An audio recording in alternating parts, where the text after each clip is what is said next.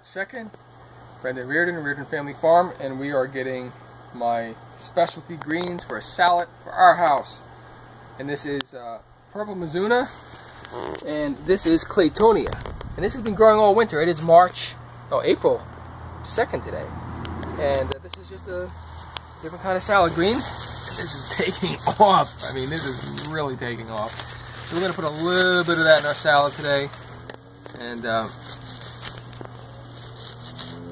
just a little bit. It is unusual tasting. And then this is the purple Mizuna. And this is an oriental green. And the flowers, it's gone to flower, but the flowers are edible too. So I'll put a little bit of this too and make a creative salad today. And you can take a look over there. This is our new red fire lettuce, which was not supposed to make it through the winter, and it did. All we do is cover it with this blanket over here, the frost blanket, every night over the hoops.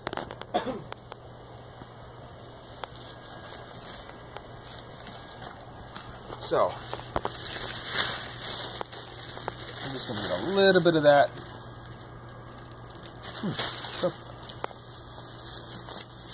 Tasty.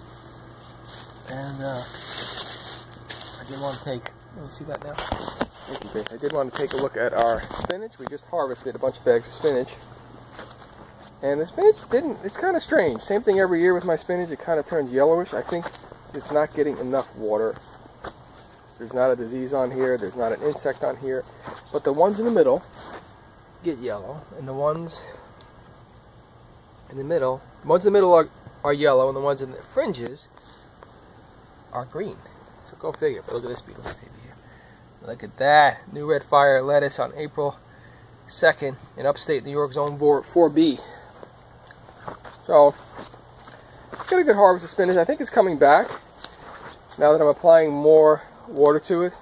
What happens in the winter is we're not able to water so much because we have to pull a hose out here, which isn't a lot of fun, from the house.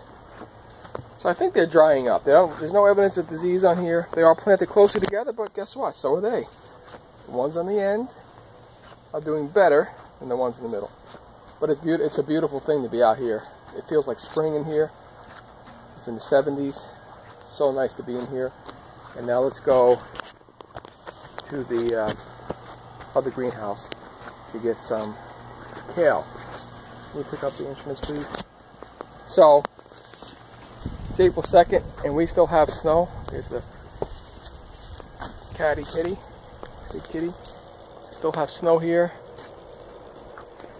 I'll just give you a little tour of what's going on.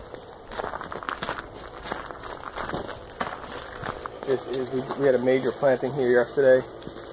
About 80 degrees in here. This is automated. We have a exhaust fan system when it goes over, say, 75. We planted tons of stuff here. So I got my Big Dina grafted tomatoes from Johnny's. They came in. They've just been potted up. And we did go on vacation, so we're getting a late start. Usually I have a lot of stuff growing by now, especially the kale. Peppers were real slow coming in. And these are Jupiter peppers. Supposed to be a really good hybrid pepper. Ring of Fire, cayenne. We use a lot of cayenne around here. What's the problem? And kale, of course, came up. No problem. Here's the new red fire lettuce babies. These are the ones that I love planting.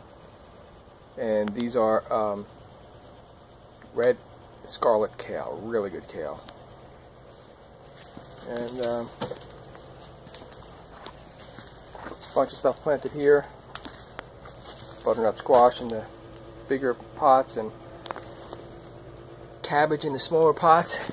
We're using Impala cabbage and honey nut butternut squash in the bigger cells. This is my propagation bench. Put a little heater. Cover this at night. Don't have to put the big Modine heater on. It's set on 80. Wow, it doesn't read. It says solid 80, but when I record it, it's strange. So we're gonna, as soon as what we do is we use bottom trays, filler trays, And we don't pre-moisten any of the soil. It just takes too much time. So we let them soak for a day or two. Nothing's going to get harmed. I put the temperature in the greenhouse here, our propagation house, to about 34 at night now, so it doesn't have such a hard start in the morning. But it gets up to 80. It needs to be cooled by before noon, maybe by 10 o'clock on any given sunny day. So we just want to keep things above freezing here. And inside the propagation house, it's set on 80 with the cover over. It keeps it about 60 to 70 all night, which is okay for the tomatoes. Pretty soon with the sun, the longer days, things are just getting so sunny now that it's the long days and the length of the sun that makes things heat up in the greenhouses, in the high tunnels, not so much the temperature outside. And okay, so we're going into, this is our other high tunnel. It's called the tomato house, and we put some heat in here. I've got this 500-gallon propane tank that we never use because I have the propagation bench. I hardly use anything in there. It's been like 4 or 5 years we've hardly used anything inside of the propagation house. So we decided to hook up a heater. So we got a brand new Modine heater in here.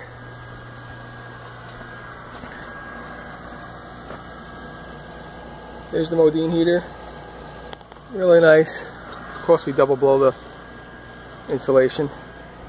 And in here we had problems with disease on the spinach. We have, I'm going to say it wrong, but it's a disease, a leaf disease. It's not fatal to the plant, but it's called Claytonia maybe.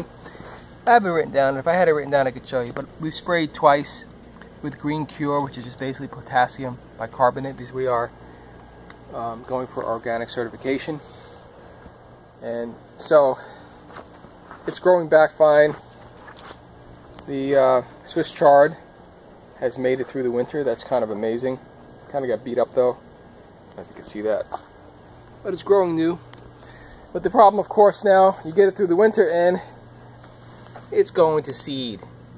These kale are getting harvested today. We're gonna juice them up. It is going to seed. You can see the seed. As soon as it gets a little tall in the middle, it is going to seed. And if you could see the seed heads there. It's going to seed. It's pretty, but it marks the end of the plant.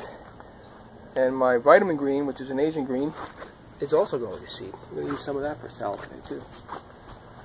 So this is the tomato house. This is also unheated all winter. We only have the heat there for the tomatoes, and they'll be going in May. But I fully expect to see these spinach grow out of this. And but we have to harvest the kale because it's just going to seed. Here's the ladybugs. We do things as naturally as possible. Let's see if we can see one. We put the bag down, and there's a ladybug. Let's see if we can. Can you see it? There's one ladybug right there. We use ladybugs. There's another one right there. We haven't seen any aphids, so I hope they're going to get something. We're going to harvest these kale today. We're going to put them in, we're going to juice them. The real surprise, what I've learned about the high tunnels, you can put seed down anytime, and the good Lord won't let them come up until it's ready. These are all endive, French endive. These were all planted in the fall, hoping they would come up quick, but they didn't. Now they're coming up. Look how nice they are. And look at these new red fire pellets we put down. Look how nice they are. They're coming up. Look how good they are. Alright, Reardon Family Farm. Zone 4B.